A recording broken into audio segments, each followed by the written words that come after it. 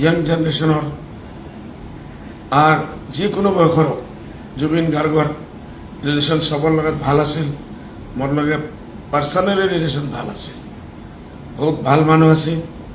তাৰ দিল open minded আছিল। অসমৰ যিমান সমস্যা আছে সদায় সি লৈ চিন্তা কৰিছে।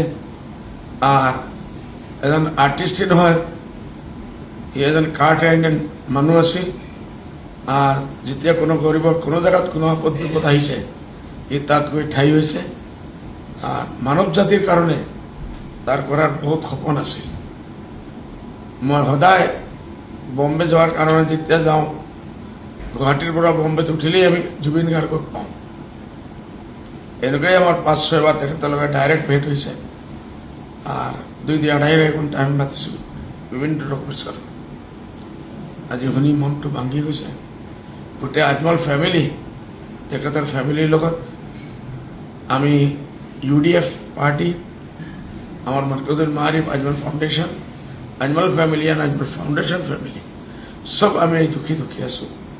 আর তেখেতৰ খানদানৰ লগত আমি আছো।